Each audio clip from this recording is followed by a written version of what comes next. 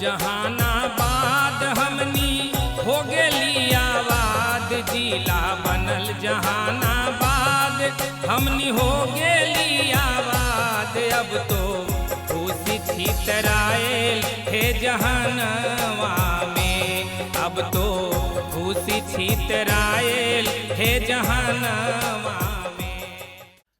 1 अगस्त 1986 ईस्वी में गया जिले से पृथक पूर्ण प्रशासनिक जिले के तौर पर जहानाबाद की स्थापना की गई थी। नक्सलवाद और जातीय हिंसा पर काबू पाने के उद्देश्य से जहानाबाद जिले का सृजन किया गया था। आज जिले के स्थापना के 36 साल पूरे हो गए हैं और इन सालों में जहानाबाद अपनी पुरानी छवि से उभरते हुए विकास के रास्ते पर चल पड़ा है। जहानाबाद जिले के उत्तर में बिहार की राजधानी पटना है, दक्षिण में गया, वहीं पूरब और पश्चिम में क्रमशः नालंदा और अरवल जिला है। तकरीबन समस्त जिले की भूमि समतल मैदानी क्षेत्र है। फल्गु, दरधा, जमुने, मोरहर और बलदैया नदियां इस क्षेत्र से होकर गुजरती है। इसके अलावा बाकी नदियां मौसमी है। फल्गु नदी को पवित्र नदी माना गया है। जहानाबाद की जलवायु प्रखर प्रकृति की है। यहाँ ग्रीष्मकाल अत्यधिक गर्म होती है और शीत ऋतु अत्यधिक ठंडी। यहाँ मार्च के आखिरी सप्ताह में ग्रीष्मकाल आरंभ हो जाता है, वहीं मई और जून का माह अत्यधिक गर्म होता है। जिले का सामान्य वर्षापात 1074 मिलीमीटर है। इस जिले में कुल वर्षापात का 90% से भी अधिक भाग मानसून से प्राप्त होता है। जहानाबाद जिला एक कृषि प्रधान जिला है। इस जिले की संपूर्ण भूमि उपजाऊ मिट्टी से बनी है, जिसे आम बोलचाल की भाषा में केवाल कहते हैं। ये मिट्टी धान, गेहूं, ईख आदि के लिए बहुत ही उपयुक्त है। यह जिला भूसिंचित, उपजाऊ तथा घनी आबादी वाला क्षेत्र है। कृषि वर्ष को 2 मौसमों में बांटा गया है, एक खरीफ और दूसरा रबी। चावल, गेहूं और दलहन इस जिला की मुख्य फसलें हैं। इस जिले में केवल ईख ही नगदी फसल है। जहानाबाद जिले में 7 प्रखंड और 7 अंचल हैं। जिले में पंचायतों की कुल संख्या 88 है, साथ ही यहाँ 549 गांव हैं। जहानाबाद में पुलिस थाने की कुल संख्या 13 है। दरधा और जमुनई नदी के संगम पर अवस्थित जहानाबाद पटना और गया के मध्य में पड़ता है। जहां इसके एक तरफ पवित्र गया धाम है, तो वहीं दूसरी तरफ इतिहास के सबसे मजबूत साम्राज्य मगध की ऐतिहासिक राजधानी पाटलिपुत्र यानी आज का पटना। पवित्रता और शक्ति के बीच का क्षेत्र होने के कारण अपने आप ही जहानाबाद का इतिहास राष्ट्रीय महत्व का हो जाता है। एक ऐसा क्षेत्र होने का गौरव बहुत ही कम शहरों को मिलता है, जहां के इतिहास के पन्नों में केवल राजा और रानियों की कहानियां न हो, जहां ज्ञान और धर्म की नदियां भी बहती हों। वैदिक काल के दौर में मगध को बाकी के वैदिक क्षेत्रों की तरह स्वीकृति तो नहीं मिली थी, लेकिन गया तीर्थ को वैदिक काल के समय से ही अति पावन माना जाता रहा है। ये गौर करने वाली बात है कि जहानाबाद 1986 तक गया जिले का ही अंग था। वैदिक काल के बाद का दौर धार्मिक क्रांति का दौर था और इस समय बौद्धों का प्रभाव बढ़ा। प्राचीन मगध क्षेत्र में ही सिद्धार्थ को ज्ञान मिला और गौतम बुद्ध के रूप में जाने गए। कहा जाता है कि ज्ञान प्राप्ति के बाद गौतम बुद्ध सारनाथ जाने के क्रम में जहानाबाद भी आते हैं और जहानाबाद के घेजन में कुछ दिनों का समय भी व्यतीत करते हैं। लोक भाषा में सतघरवा के नाम से प्रसिद्ध गुफाओं में से शुरुआती गुफाओं का निर्माण सम्राट अशोक ने आजीवक संप्रदाय के लोगों के लिए कराया। अशोक स्वयं बौद्ध धर्म का अनुयायी था, लेकिन बराबर की पहाड़ी पर आजीवकों के लिए गुफाओं का निर्माण कराकर जहानाबाद की धरती से वो सर्वधर्म समभाव का संदेश दे रहा था। इन गुफाओं का ऐतिहासिक महत्व इसे सबसे अलग बना देता है। दरअसल ये गुफाएं विश्व की सबसे प्राचीन रॉक कट केव हैं, यानी सबसे प्राचीन गुफाएं जिन्हें पत्थरों को काट कर बनाया गया। ये सिद्ध करता है कि प्राचीन काल से ही कला और निर्माण के क्षेत्र में यह प्रदेश अग्रणी रहा है। कलिंग युद्ध के तकरीबन 100 साल के बाद बराबर के गोरथागिरी के मैदान में पुष्यमित्र शुंग और कलिंगाधिपति खारवेल के बीच युद्ध हुआ था। कहा जाता है कि ये युद्ध कलिंग के युद्ध का बदला लेने के उद्देश्य से किया गया था। आगे हर्षवर्धन के शासनकाल के दौरान चीनी यात्री हुएन सांग अपने भारत भ्रमण के दौरान इस क्षेत्र में भी आता है और अपनी रचना में हुएन सांग लिखता है कि धराउत के गुणवटी के निकट बौद्ध मठ है जहां 50 बौद्ध भिक्षु रहते हैं। मौर्य काल के बाद उत्तर गुप्त काल और गुप्त काल के दौरान भी यहाँ का सांस्कृतिक विरासत समृद्ध होता रहा। जहानाबाद मध्यकाल के शुरुआती दौर के इतिहास का भी साक्षी रहा है। भारत की पहली महिला सूफी संत का संबंध भी इसी क्षेत्र से है। कुछ लोगों का मानना है कि जहानाबाद का वर्तमान नाम जहानाबाद मुगल काल में ही लोकप्रिय हुआ। औरंगजेब के शासन काल के दौरान यहाँ भयानक सूखा पड़ा।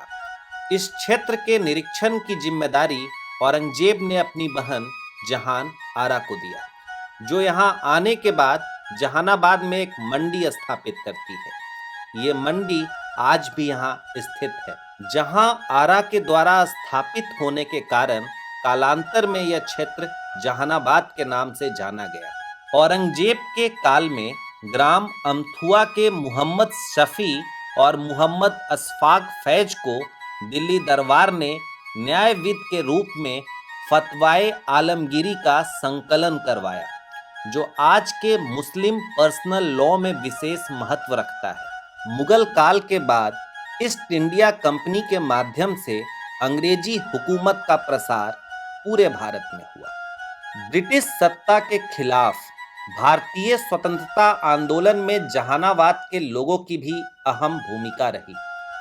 स्वतंत्रता संग्राम का प्रथम चरण बिहार में बाबू कुंवर सिंह के नेतृत्व में लड़ा गया। जहानाबाद के नगमा के जमींदार जुल्फिकार अली के नेतृत्व में नगमा पठान रेजिमेंट तथा एनवा के राजपूतों ने अंग्रेजों के खिलाफ रक्त रंजित संघर्ष किया। इस युद्ध में तत्कालीन जहानाबाद के खसैनी गांव के जीवधर सिंह ने अपने नेतृत्व में अंग्रेजों के खिलाफ खूब उत्पात मचाया। इन्होंने जेल, कचहरी, टेहटा अफीम कारखाने को निशाना बनाया। जहानाबाद के फुलपा गांव के राम सहाय सिंह और सिद्धि सिंह ने भी उक्त स्वतंत्रता आंदोलन को सशक्त बनाते हुए इलाके के सरकारी कार्यालयों तथा थाने को निशाना बनाया।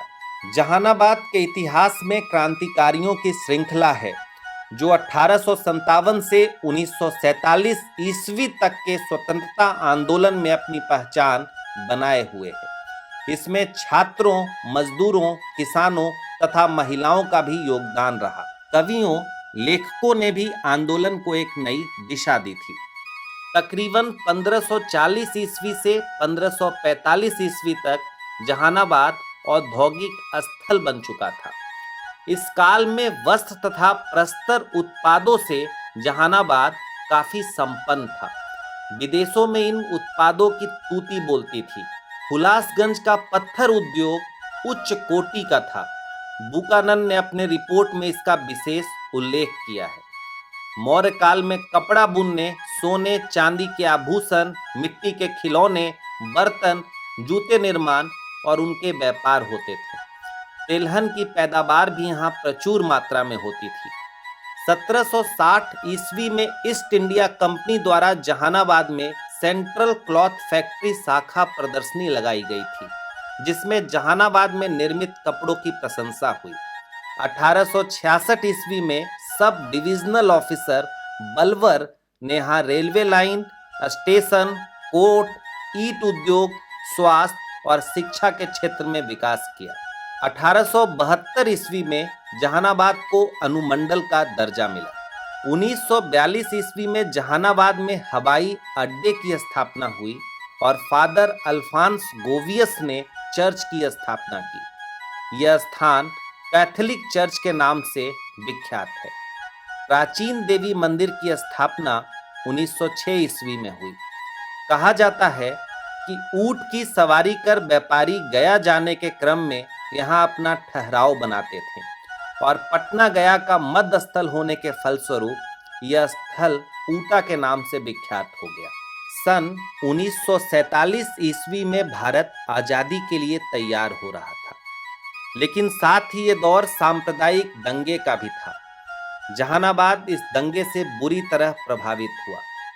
महात्मा गांधी बंगाल जाने के क्रम में जहानाबाद आते हैं और जिले में 26 मार्च से 28 मार्च तक दंगा प्रभावित इलाकों में पैदल मार्च करते हैं। उनके शांति के संदेश के कारण सांप्रदायिकता की आग में बुरी तरह झुलस रहे जहानाबाद में अमन कायम हुआ। लोगों ने भेदभाव भुलाकर एक साथ भाईचारे के साथ रहने की कस्में खाई। गांधी जी के इस दौरे में उनके साथ सीमांत गांधी, खान अब्दुल गफ्फार खान और अनुग्रह नारायण सिन्हा भी थे। जहानाबाद प्रवास के दौरान महात्मा गांधी कोर्ट एरिया स्थित डाक बंगला में रुके थे। 28 मार्च को पड़ाव पर नाम से विख्यात आज के गांधी मैदान में महात्मा गांधी ने सार्वजनिक सभा की थी। आजादी के बाद यह क्षेत्र गया जिले के अंतर्गत विकास के मार्ग पर चल पड़ा। ब्रिटिश शासन के दौरान आर्थिक दोहन का भरपाई पूरे हिंदुस्तान के साथ यह जिला भी कर रहा था, लेकिन यह प्रगति ज्यादा दिनों तक अस्थायी नहीं रह सका। 1980 के दशक के शुरुआत में ही जिला जहानाबाद नक्सलवाद और जातीय हिंसा का शिकार हो गया, जिसके बाद जहानाबाद क्रांतिकारी सुधार और विकास की ओर मुड़ जाता है। राज्य सरकार और जिला प्रशासन के दृढ़ संकल्प से ही यह क्रांतिकारी परिवर्तन संभव हो सका। 21 फरवरी 2006 को जहानाबाद में मुख्यमंत्री के रूप में माननीय मुख्यमंत्री नीतीश कुमार जी का पहला दौरा होता है। मुख्यमंत्री के द्वारा जहानाबाद की धरती से आपकी सरकार आपके द्वार कार्यक्रम की शुरुआत होती है। इसमें एक ही कैंपस में पंचायत भवन, डाकघर, स्वास्थ्य केंद्र, police camp, bank, PACS, computer प्रशिक्षण केंद्र आदि उपस्थित है। इस मॉडल को सिकरिया मॉडल के नाम से जाना गया। पावन सीधे नाथ के धाम, सबके पूरन हो हे काम। सूफी संत जे बीबी कमाल, जिनकर दरस से सुधरे हाल। बराबर की पहाड़ी के सबसे ऊंची चोटी पर बाबा सिद्धनाथ मंदिर स्थित है। मंदिर का निर्माण 7वीं शताब्दी में कराया गया। वहीं स्थानीय किंवदंतियों के अनुसार मंदिर का निर्माण बानासुर राजा ने किया था, जो राजगीर के महान राजा जरासंध के ससुर थे। लोक श्रुतियों और मान्यताओं के अनुसार बराबर की पहाड़ियों का संबंध भगवान कृष्ण से भी है। महाभारत के अनुसार गोरथागिरी के आसपास के क्षेत्रों को दिखाते हुए भगवान कृष्ण पांडवों से कहते हैं कि हे पार्थ, यह प्रदेश मनोहर और रमणीक है। यहाँ जलाशय सदा जल से भरे रहते हैं। पूरा प्रदेश रोग रहित है। यहाँ बैहार, बरा, वृषभ, ऋषिगिरी और चैतवक नाम के 5 पर्वत हैं। गोरथागिरी के आसपास के जंगलों एवं महलों की अद्भुत छटा है। जरासंध की मृत्यु के बाद गोरथागिरी महाबली के पुत्र बानासुर का राजधानी बना। शिव भक्त बानासुर बराबर के शिखर पर विराजमान कालजयी महाकाल बाबा सिद्धनाथ का महान भक्त था। बानासुर की एक अत्यंत खूबसूरत पुत्री थी, जिसका नाम उषा था। उषा कृष्ण के पौत्र अनिरुद्ध से आकर्षित हो जाती है, जिसके बाद उषा और अनिरुद्ध गांधर्व विवाह कर लेते हैं। यह विवाह बानासुर को स्वीकार नहीं था। क्रोधित बानासुर अनिरुद्ध को नागफास से बंदी बना लेता है। जब इस बात की सूचना भगवान कृष्ण तक पहुंचती है, तब भगवान कृष्ण और बानासुर के बीच युद्ध होता है, जिसमें बानासुर के पराजय के बाद कृष्ण अनिरुद्ध को मुक्त कराते हैं। यहाँ विराजमान बाबा सिद्धनाथ को 9 स्वयंभुओं में प्रथम कहा जाता है। इस ऐतिहासिक शिव मंदिर में जल चढ़ाने के लिए सालों भर श्रद्धालु आते हैं, लेकिन सावन में यहाँ श्रद्धालुओं का तांता लगा रहता है। बराबर की पहाड़ी पर सम्राट अशोक ने आजीवक संप्रदाय के लोगों के लिए पहाड़ों को कटवाकर 4 गुफा का निर्माण करवाया, जिसे कर्ण चौपाड़, सुदामा, लोमस ऋषि और विश्व झोपड़ा के नाम से जाना जाता है। वहीं बाद में अशोक के पौत्र दशरथ ने नागार्जुनी पहाड़ी पर 3 और गुफा का निर्माण कराया। ये भारतीय इतिहास की अमूल्य धरोहरें हैं। ये गुफा विश्व की सबसे प्राचीन और सर्वप्रथम रॉक कट केव है। ये अजंता और एलोरा के विश्व प्रसिद्ध गुफाओं का भी पूर्वज है। बौद्ध धर्म के आचार्य नागार्जुन यहाँ रस रत्नाकर की रचना करते हैं, जो रसायन शास्त्र की पुस्तक है। बराबर पहाड़ बौद्धों के लिए भी समान रूप से पवित्र स्थल है। बिहार पर्यटन और जिला प्रशासन के संयुक्त तत्वाधान से यहाँ हर वर्ष बनावर महोत्सव का आयोजन किया जाता है।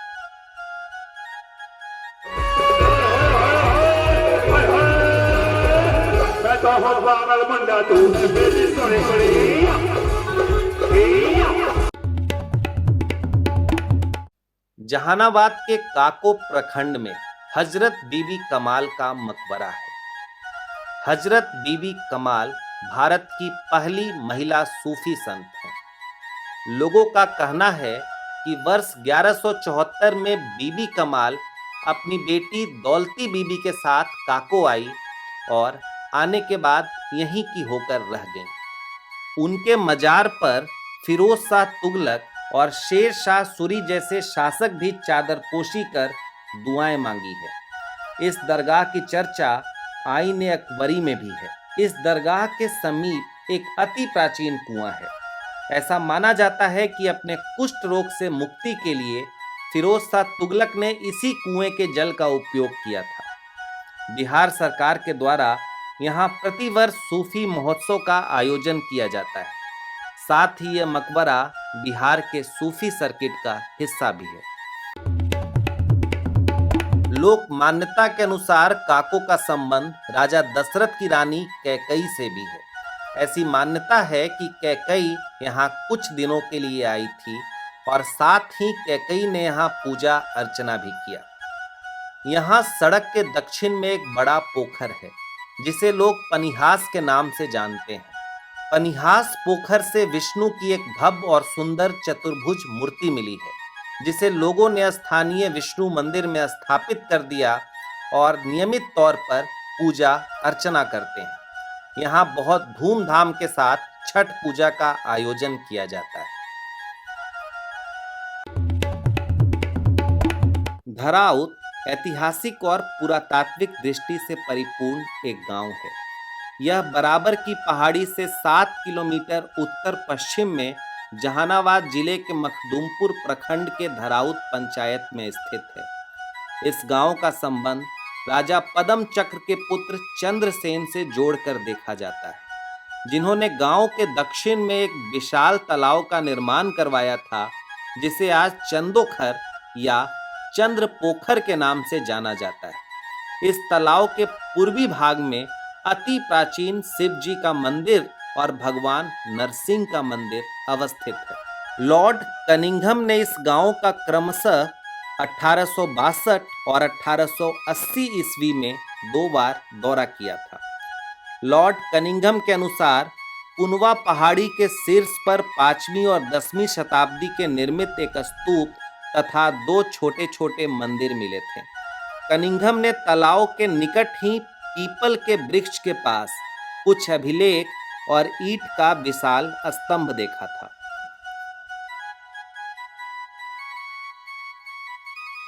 घेजन जहानाबाद जिले के रतनी फरीदपुर प्रखंड में मोरहर नदी के किनारे अवस्थित ऐतिहासिक महत्व का गांव है। गांव के दक्षिणी छोर पर बौद्ध धर्म से संबंधित बहुत सी मूर्तियां पुरातत्व विभाग की देखरेख में रखे गए हैं। वे सभी मूर्तियां यहां से प्राप्त हुई हैं। कला की दृष्टि से उत्तम कुछ यहाँ की मूर्तियों को भारतीय संग्रहालय कलकत्ता में बहुत पहले ही भेज दिया गया था, जिनमें बौद्ध देवता अवलोकितेश्वर की मूर्ति प्रधान है। भेलावर जहानाबाद जिले के काको प्रखंड का एक गांव है। यह जहानाबाद प्रखंड मुख्यालय से करीब 11 किलोमीटर दक्षिण पूर्व में है। यहाँ भगवान शिव का एक पुराना मंदिर है। स्वयंभू गौरीशंकर के रूप में यहाँ का शिवलिंग अत्यंत दुर्लभ है। यहाँ बहुत सारी पुरातात्विक मूर्तियाँ मिली हैं। शिवरात्रि के अवसर पर यहाँ मेला लगता है। यहाँ का सूर्य मंदिर भी विख्यात है। जमुनई दरधा नदी के संगम पर स्थित ठाकुरवाड़ी मंदिर के गर्भगृह में राम लखन जानकी की मूर्ति स्थापित है। यहाँ ठाकुर जी भलौरिया के नाम से विख्यात हैं। भगवान विष्णु के चरण एक मंदिर में स्थापित हैं और चरण के चारों कोनों पर शंख, चक्र, गदा और पद्म के चिन्ह हैं। यह गुप्तकालीन मंदिर है। फाहयान के यात्रा वृतांत के अनुसार इस शहर का प्राचीन नाम जहान नगर था और यहाँ ब्राह्मण धर्म का प्रसार था। यहाँ शैव, वैष्णव, शाक्त और सौर धर्म के उपासक रहते थे। संगम घाट के एक छोर पर महादेव शिव का भी मंदिर स्थित है। लोक परंपराओं के अनुसार पांडवों ने इस शिव मंदिर का स्थापना किया था। संगम घाट के दूसरे छोर पर माता मांडेश्वरी का मंदिर है।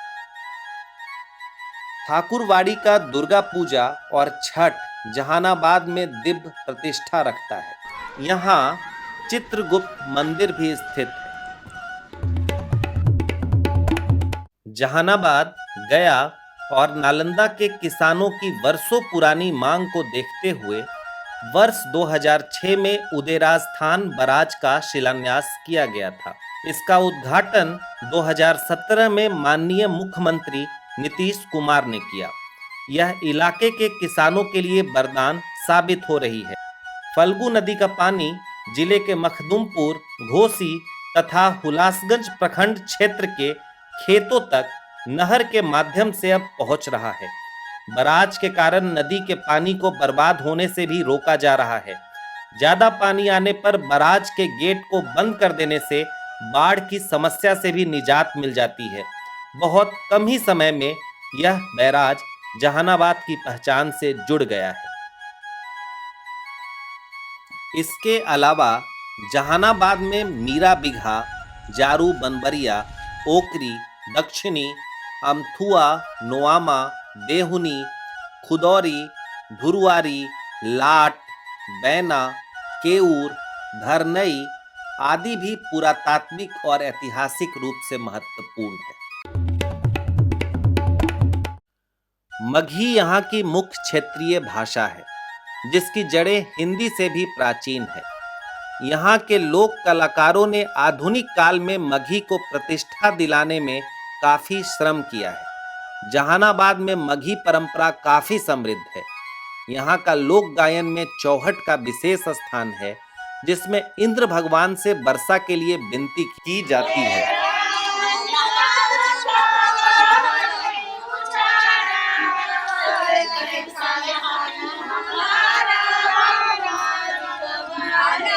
साथ ही महिलाओं द्वारा गाया जाने वाला गोदना गीत हमें अतीत के तौर तरीकों से रूबरू कराता है। हरी हरी अपनी महालिया से निकले गोदनाई। महापर्व छठ यहाँ का महत्वपूर्ण त्योहार है, जिसे अद्वितीय और अद्भुत तरीके से मनाया जाता है। सूर्य की उपासना का ये पर्व जहानाबाद के लोगों के पहचान और अस्मिता से जुड़ा है। आज के चकाचौंध और बाजारीकरण से दूर ये पर्व अपनी जड़ों को सहेजने का संदेश देता है। यह पर्व नहाई खाई से शुरू होता है। खड़ना डूबते हुए सूर्य को अर्घ्य देकर और फिर उगते हुए सूर्य को अर्घ्य देकर इस त्योहार का समापन होता है। इस तरह से यह 4 दिवसीय त्योहार लोगों के आस्था का महापर्व है। आज छठ पूजा की लोकप्रियता अंतर्राष्ट्रीय स्तर पर फैल रही है।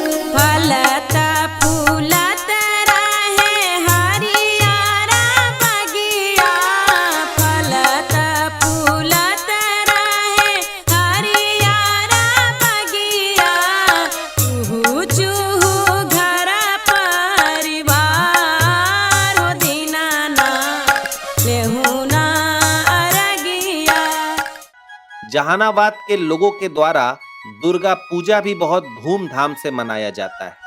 शहर के साथ साथ ब्लॉक स्तर पर भी मेले लगते हैं। ये मेले जिला के लोगों के लिए खास आकर्षण का केंद्र होते हैं। धूमधाम से दुर्गा पूजा मनाना यहाँ के लोगों की संस्कृति से जुड़ा है। आपसी भाईचारे के साथ यहाँ धूमधाम से ईद का त्योहार प्रमुख रूप से मनाया जाता है।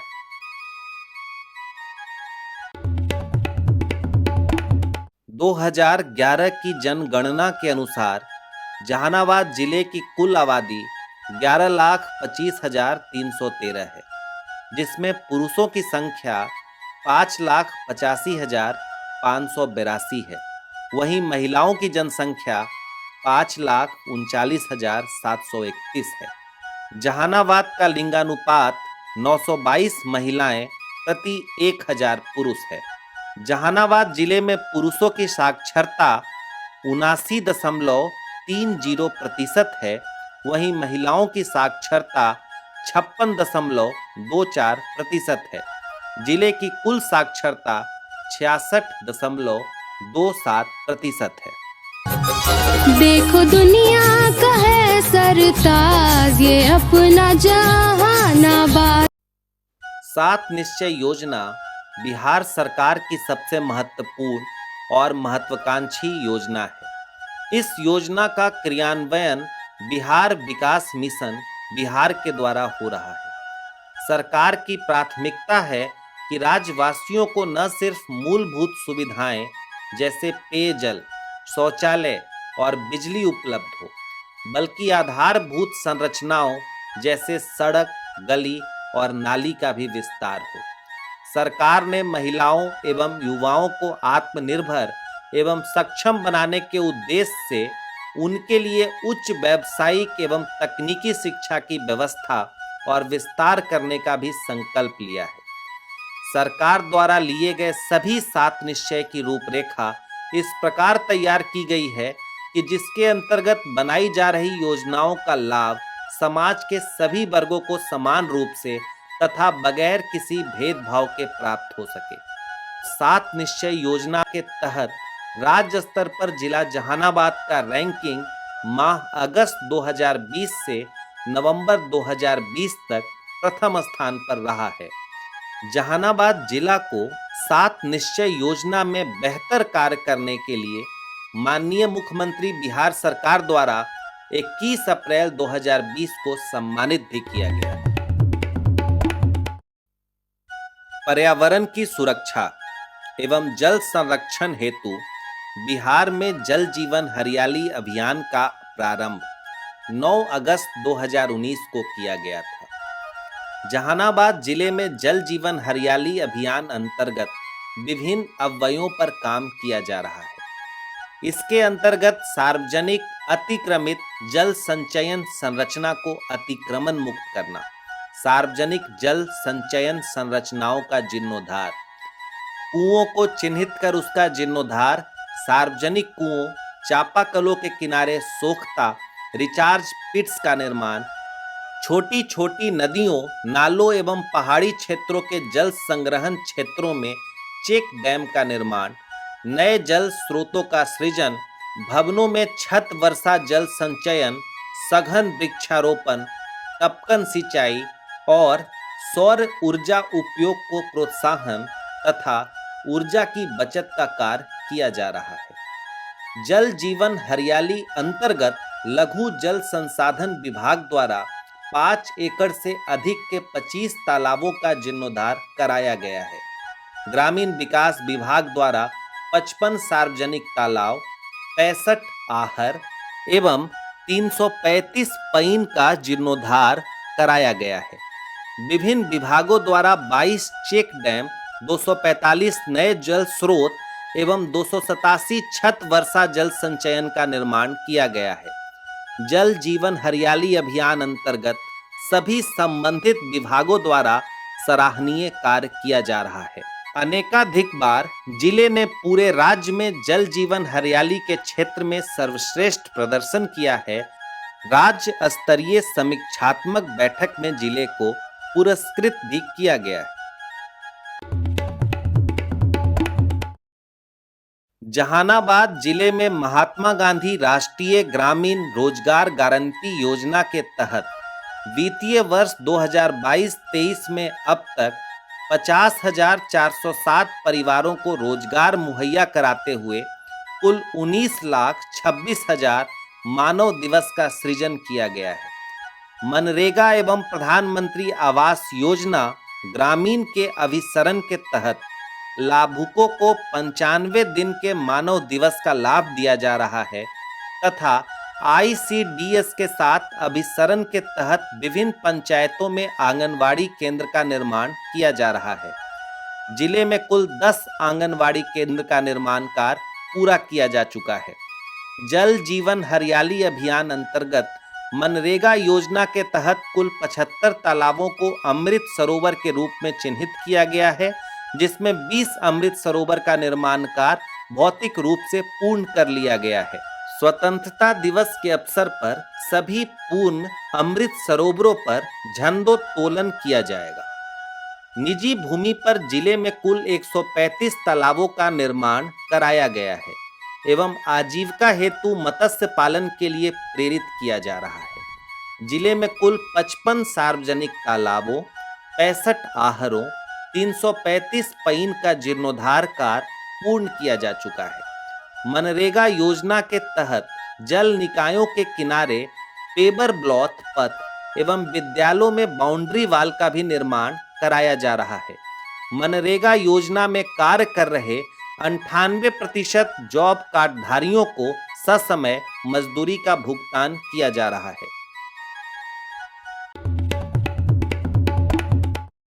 जहानाबाद जिले में खेल कूद को प्रोत्साहित करने एवं खिलाड़ियों को यथासंभव सहायता उपलब्ध कराने हेतु जिला प्रशासन प्रयासरत है।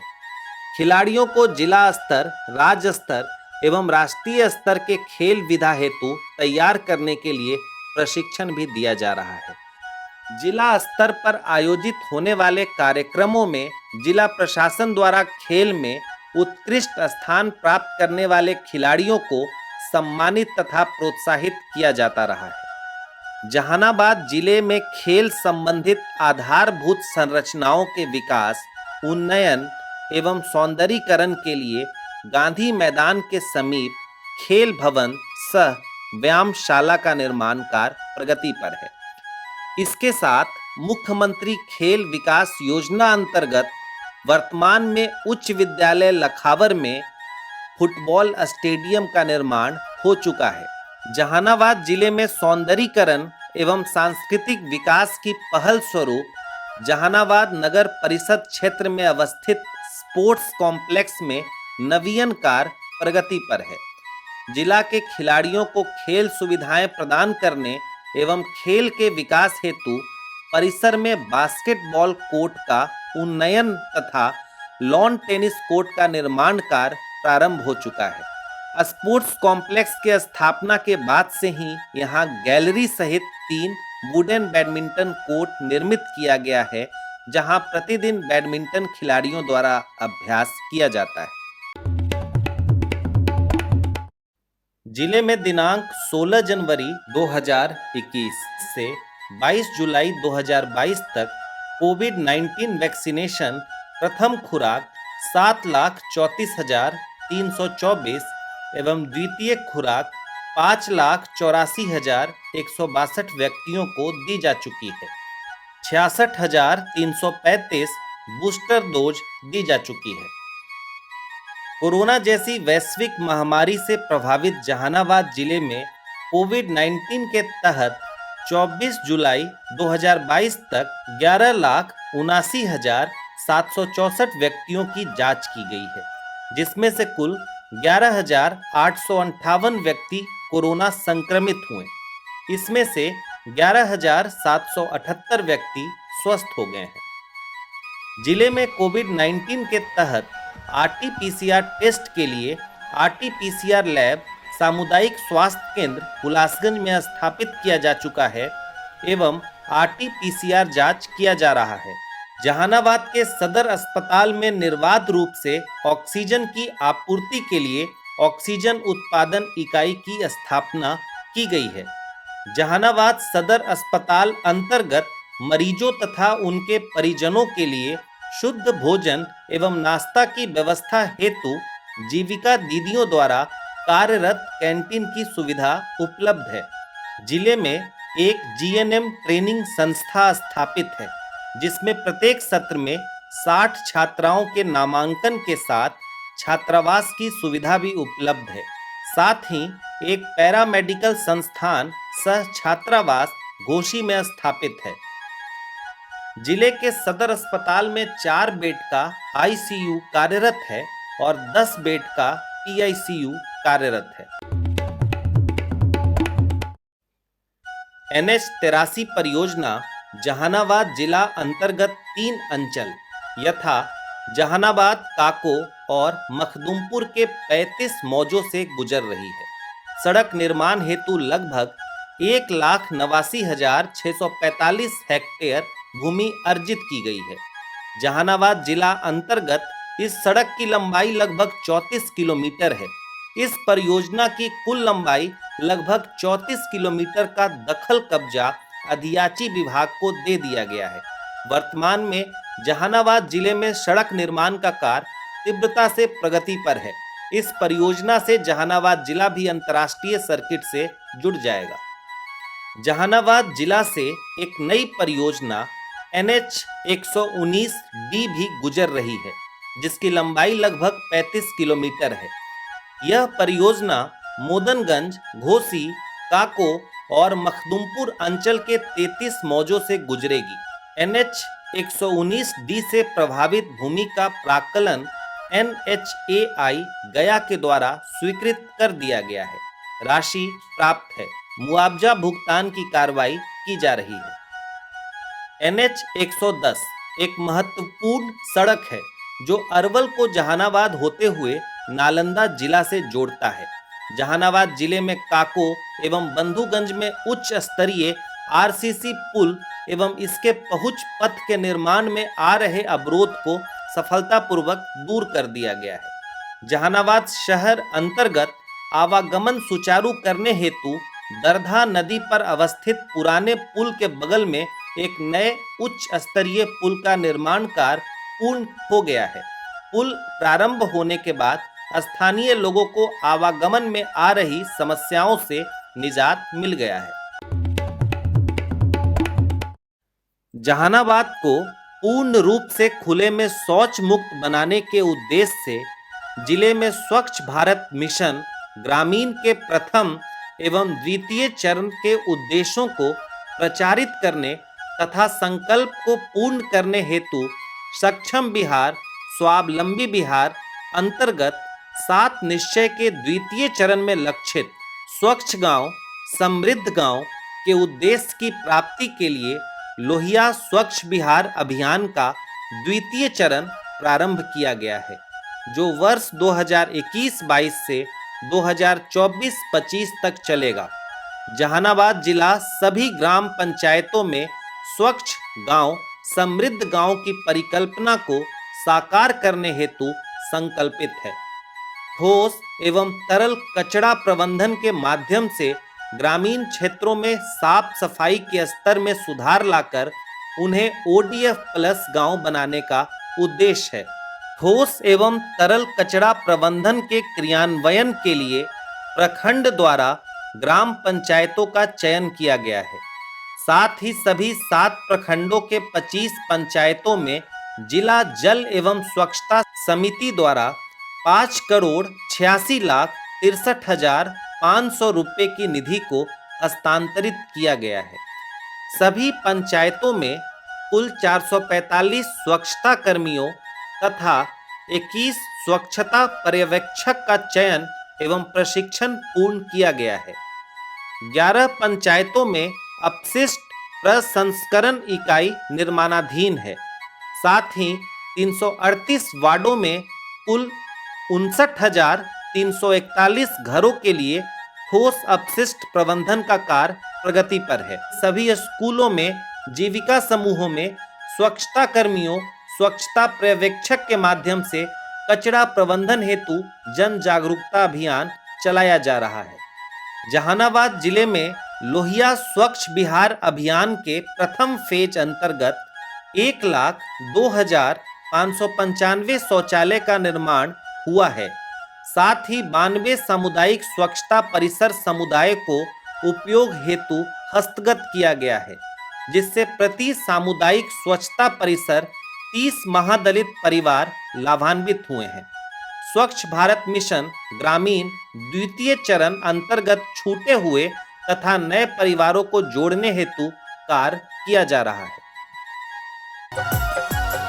जिला बनल जहानाबाद हमनी हो गेली आबाद, जिला बनल जहानाबाद हमनी हो गेली आबाद। अब तो खुशी छितराएल हे जहानवा में, अब तो खुशी छितराएल हे जहानवा में।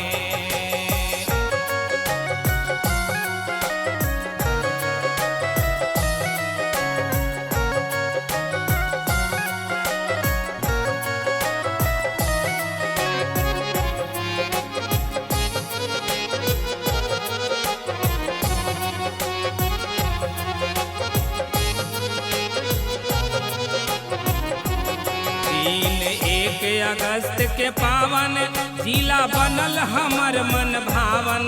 दिन 1 अगस्त के पावन जिला बनल हमर मन भावन। साल 1986 हे बखनवा में, साल 1986 हे बखनवा में। अब तो खुशी छितराएल हे जहानवा में।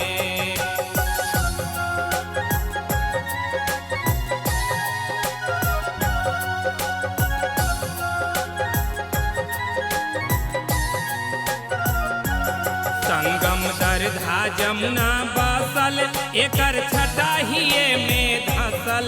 संगम दरधा जमुना बसल एकर छटाहिए में धसल। यहाँ गांधी बाबा अयलन मैदानवा में, यहाँ गांधी बाबा अयलन मैदानवा में। अब तो खुशी छितराएल हे जहानवा में।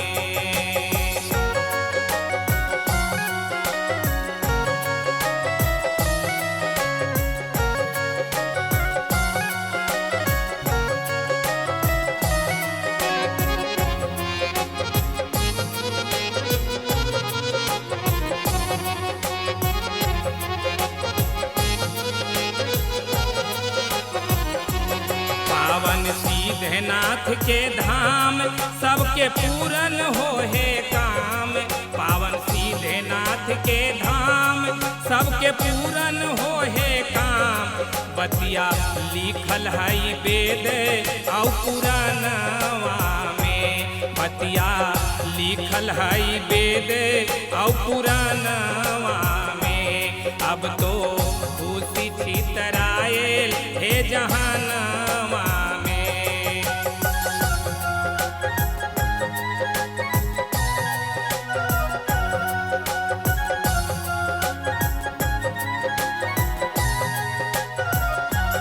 सूफी संत जे बीबी कमाल जिनकर दरस से सुधरे हाल।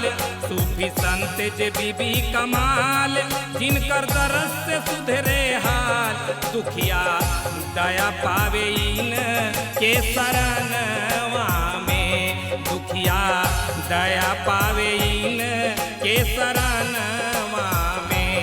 अब तो खुशी छितराएल हे जहानवा में।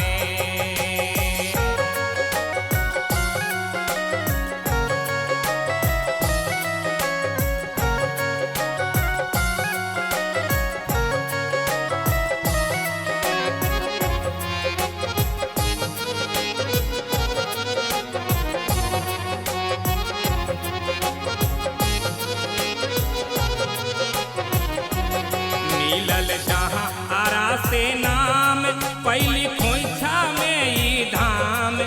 मिलल जहाँ आरा से नाम, पहली खोइछा में ई धाम। इहो लिखल इतिहास के पन्नवा में, इहो लिखल इतिहास के पन्नवा में। जिला बनल जहानाबाद, हमनी हो गेली आबाद। जिला बनल जहानाबाद, हमनी हो गेली आबाद। अब तो खुशी छितराएल हे जहानवा में, अब तो खुशी छितराएल हे जहानवा में, अब तो खुशी छितराएल हे जहानवा।